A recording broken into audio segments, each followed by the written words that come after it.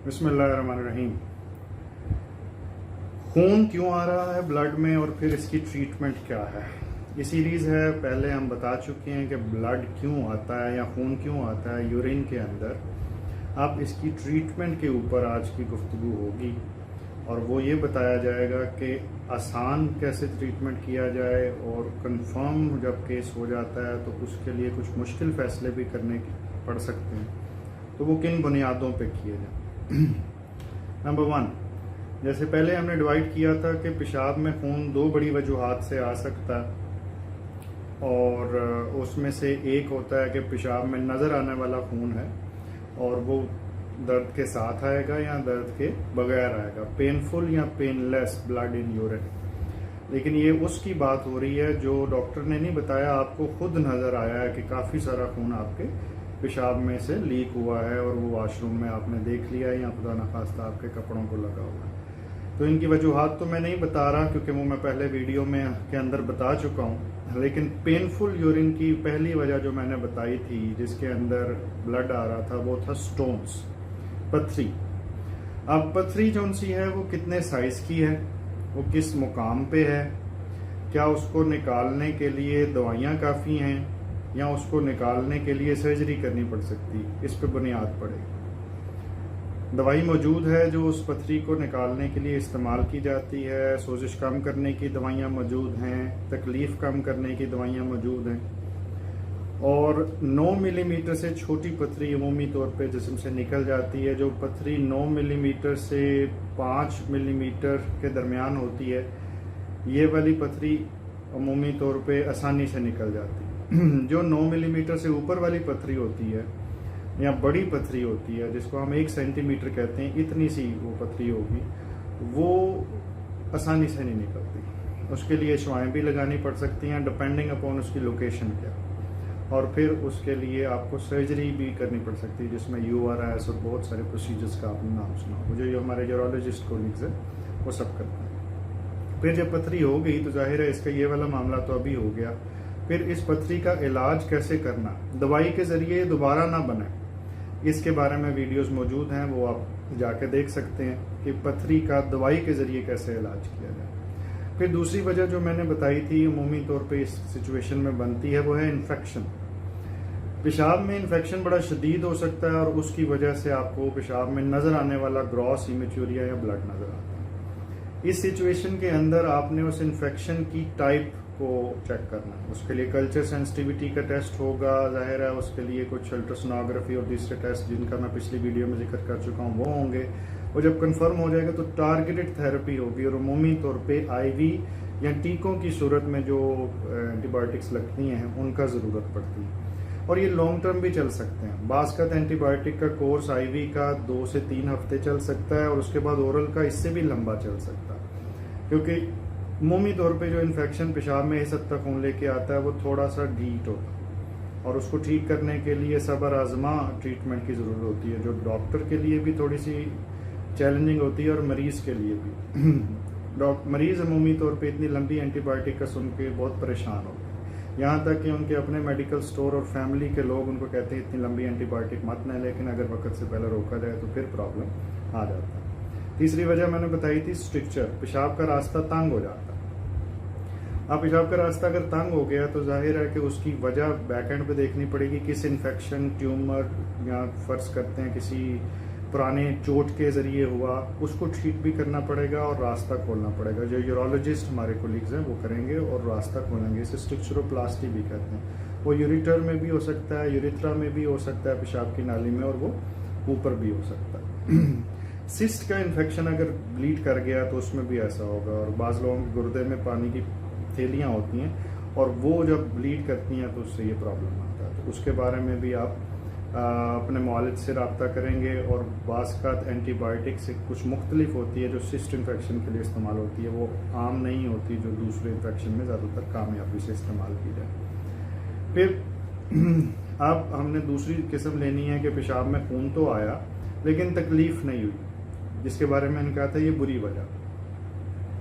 अब पेशाब में खून आना और दर्द का ना होना ये एक ट्यूमर का भी बाइस बन सकता है, इसमें खुदा न खास्ता कैंसर भी हो सकता है, ज़रूरी बिल्कुल नहीं। तो ऐसी सिचुएशन में फिर उसको कैटेगराइज करना है, सीटी स्कैन एमआरआई करके उसकी बायोप्सी की ज़रूरत पड़ती है और फिर ट्यूमर को सर्जरिकली रिमूव करना पड़ता है, खासकर पूरी किडनी को ही रिमूव करना पड़ता है। फिर ब्लीडिंग के प्रॉब्लम्स, खून बहुत पतला हो गया। अब खून बहुत पतला हो जाएगा तो जाहिर है उसके अंदर कुछ प्रॉब्लम्स आएंगे।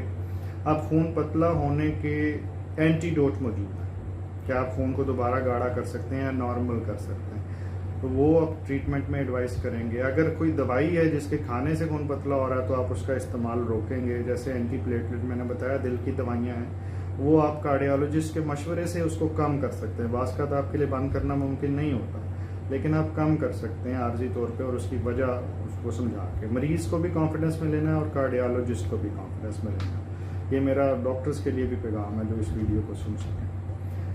फिर पेनलेस की तीसरी वैरायटी जो सी है वो मैंने बताया था कि ऐसी कोई वजह जिसके अंदर दर्द नहीं हो रही, लेकिन वजूहात वैसी ही थी जो मैंने स्टोन की, स्टिक्चर की, इन्फेक्शन की बताई। वो क्यों नहीं होंगी?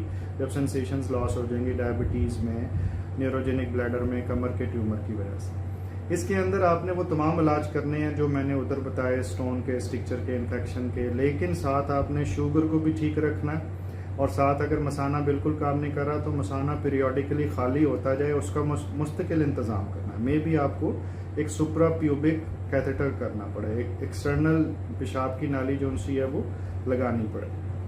हो सकता है आपको मुसलसल कैथेटराइजेशन भी रखनी पड़ सकती है। लेकिन जिन लोगों को शुगर है, अगर उनकी शुगर ख़राब रहेगी तो ये मसला वापस आएगा। आप चाहे जो मर्ज़ी कर लें, एंटीबायोटिक आप महंगी से महंगी इस्तेमाल कर लें।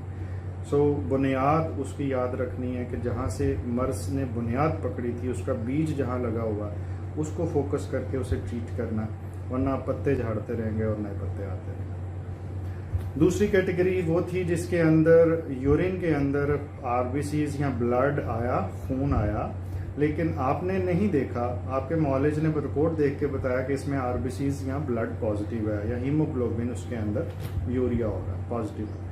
अच्छा, इस केस के अंदर वो तमाम वजूहत जो मैंने पहले जिक्र की उनके इलाज, ग्लोमेरुलोनेफ्राइटिस, जीएन, नेफ्रोटिक सिंड्रोम वगैरह के अंदर भी बासकत आरबीसीज आ रहे होते हैं, खून के कुलिये आ रहे होते हैं। एसएलई, ल्यूपस नेफ्राइटिस के अंदर भी आ रहे होते हैं। आईजीए नेफ्रोपैथी बासकत इस तरह प्रेजेंट कर सकता है। इन तमाम चीज़ों के अंदर आपने जब डायग्नोज कर लिया, यूरिन फॉर आरबीसीज को करवा के, डिफॉर्म्ड आरबीसीज जिनको हम कैंथोसाइट्स करवाते हैं, और आपने कंफर्म कर लिया कि गुर्दे में से आ रहा है, तो आपको गुर्दे का सैंपल लेके फिर उसकी जहरमार दवाई देनी पड़ती है, जिसे हम एंटीडोट कहते हैं। वो स्टीरॉयड नेचर के भी होते हैं। स्टीरॉयड जो उनसे हैं वो जाके वो सोजिश जहाँ पे हो रही है छाननी की, गुर्दे की जो लीक हो रही है, तो वो उसको ठीक करने की कोशिश करते हैं। फिर उसके अलावा कुछ स्टीरॉयड के अलावा ड्रग्स हैं, जैसे साइक्लोस्पोरिन है, जैसे टेक्रोलिमस है, माइकोफिनोलेट मोफिटल है। ये तमाम जो उनसी ड्रग्स हैं ये जाके ऐसे मर्ज के अंदर इस बीमारी को ठीक कर सकती हैं, लेकिन ये फैसला आपका एक एक्सपर्ट नेफ्रोलॉजिस्ट ही ले सकता है। ये बाकी डॉक्टर्स के लिए भी फैसला लेना मुश्किल होगा और आपके लिए तो नामुमकिन है, इसलिए खुद अपनी मर्जी से आपने कोई ऐसा इलाज शुरू नहीं करना, नेवर। दूसरी वजह मैंने बताया था, थिन बेसमेंट मेम्ब्रेन डिजीज एक कंडीशन होती है जिसमें फैमिलीज होती हैं और उन फैमिलीज के अंदर छाननी पतली होती है गुर्दे की, तो उसमें से खून के कुलिये कुछ लीक होता है। उसका नतीजा ये नहीं है कि कोई गुर्दा फेलियर हो जाएगा। वो लोग तकरीबन 99% उनमें से बिल्कुल नॉर्मल जिंदगी गुजारते हैं, सिर्फ रिपोर्ट्स के अंदर उनको इंसिडेंटली पता चलता है। उसकी भी बायोप्सी की जाती है और बायोप्सी करने के बाद आपने उसे इलेक्ट्रॉन माइक्रोस्कोपी करनी होती है, जो पाकिस्तान में इतनी आसानी से अवेलेबल नहीं है। इंडिया में कुछ है जगह पे और वहाँ पे भी हर जगह अवेलेबल नहीं है, और इस तरह थर्ड वर्ल्ड कंट्रीज तमाम दुनिया में चैलेंज होता है इसको डायग्नोज करना, but we are able to diagnose it. हमें स्पेशल रिक्वेस्ट करके इलेक्ट्रॉन माइक्रोस्कोपी करवानी पड़ती है। इसके बाद जो रिजॉल्विंग जीएन है, जैसे कि मिसाल के तौर पे आपने ट्रीटमेंट कर दी, प्रोटीन गायब हो गई है लेकिन आरबीसीज आते रहेंगे कुछ दिनों में, लेकिन ज़्यादातर होता ये कि आरबीसीज पहले गायब होते हैं और प्रोटीन बाद में गायब होती है, लेकिन it can go either way. ये कोई ज़रूरी नहीं है। हर बीमारी का जो ग्लोमेरुलर उसका थोड़ा थोड़ा मिजाज में फ़र्क होता है। बाज़ लोगों को पोस्ट इन्फेक्शियस जीएन होता है, गले में खराबी होती है और उसके बाद वो ठीक हो जाती है, गुर्दा भी ठीक हो चुका होता है, आरबीसीज आ जाते हैं और वो काफ़ी महीने तक आ सकते हैं, अप टू 6 to 18 months, यानी आधे से 1.5 साल तक ये आरबीसीज आ सकते हैं। तो उसकी सूरत में परेशान होने की ज़रूरत नहीं, लेकिन आपने अपने मोआलिज से 3 से 6 महीने बाद रब्ता करना है, जब तक कि वो नेगेटिव ना हो। फिर अगर ये चीज़ों को हम कर चुके हैं तो फिर हमने उन चीज़ों की तरफ गौर करना है जो मैंने पिछले सेक्टर में बात की थी कि अगर खून पतला करने वाली दवाइयाँ ले रहे हैं और उसकी वजह से आ रहा है और कोई वजह नहीं हो रहा, तो फिर हमने बैलेंस ये क्रिएट करना है कि इसके अंदर ये दिल को जो हम खून पतला करने की दवाई दे रहे हैं उसको ज़्यादा ज़रूरत है, या जो हमें आरबीसीज आ रहे हैं इससे हमें नुकसान है। ज़्यादातर दिल की प्रेफरेंस पहली आ जाती है इस सिचुएशन के अंदर, जब ना नज़र आने वाला माइक्रोस्कोपिक हीमोचूरिया हो रहा है। आपने हीमोग्लोबिन मॉनिटर करनी है और उसे ठीक करने की कोशिश करनी है, एंड बास्कत इसका कोई ना कोई दरमियानी हल निकल आता है, लेकिन हर पेशेंट के लिए डिफ़िकल्ट है, डिफरेंट है, तो उसके बारे में मैं अलग-अलग नहीं बता सकता। एलपोर्ट सिंड्रोम एक कंडीशन है जिसके अंदर समात में प्रॉब्लम आती है और साथ गुर्दे का मसला आता है, उसमें भी आरबीसीज आ सकते हैं। उसकी ट्रीटमेंट जो उनसी है वो बड़ी नाकाफ़ी सी है, जो अभी तक हम डिस्कवर कर चुके हैं, लेकिन वो भी नेफ्रोलॉजिस्ट उसके माहिर होते हैं। कुछ अद्वियात दी जाती हैं ताकि प्रोटीन और दूसरी चीज़ों को कंट्रोल कर सकें। फिर अब ये जो ना नज़र आने वाला खून है, इसकी वजूहात जो गुर्दे से लीक हो रही थी ये तो हमने डिस्कस कर ली। अब ब्लड ना नज़र आने वाला यानी बिल्कुल हल्का सा ब्लड, मामूली सा ब्लड, यूरिटर, मसाना और उससे नीचे वाली नाली से भी लीक हो सकता है, और उसकी वजूहात वो तमाम हैं जो मैं बताई है पहले, यानी कि उसमें इन्फेक्शन हो सकता है, स्ट्रक्चर हो सकता है, ट्रामा हो सकता है, और उसके बाद उसमें से आई जा रहा है, और हो सकता है ट्यूमर भी हो सकता है वो कैंसर भी हो। तो इन तमाम चीज़ों में से जो जिस तशखीस हम फाइनलाइज करेंगे उस तशखीस की बुनियाद पे उसका नेक्स्ट इलाज तजवीज़ होगा। कैंसर के लिए सर्जरी होगी, इन्फेक्शन के लिए ट्रीटमेंट होगी, स्ट्रक्चर के लिए रास्ता खोला जाएगा, स्टोन है और बाज़ का स्टोन भी शुगर के मरीज़ों के अंदर दर्द नहीं कर रहे होते और हल्का हल्का आरबीसीज कर रहे होते हैं, उसका ट्रीटमेंट किया जाएगा। दवाई घोलने की दी जाएगी और निकालने की दी जाएगी, नहीं निकलेगा तो सर्जरी कर दी जाएगी, शुआएँ लगा दी। मेरा ख्याल है आम लोगों के लिए ट्रीटमेंट की हद तक इतना ही रखा जाए, क्योंकि इसके बारे में तो वैसे किताबें लिखी जा चुकी हैं, लेकिन लोगों के जहन में ये बात बहुत कॉमन होती है कि आरबीसीज क्यों आ रहे हैं और क्या क्या वजह है। तो मैंने कोशिश की कि ये जो तशनगी आम लोगों में पाई जाती है उसका जवाब दे सकें। अल्लाह ताला आपका हामी और नासिर हो। अपना बहुत ख्याल रखिए। शुक्रिया।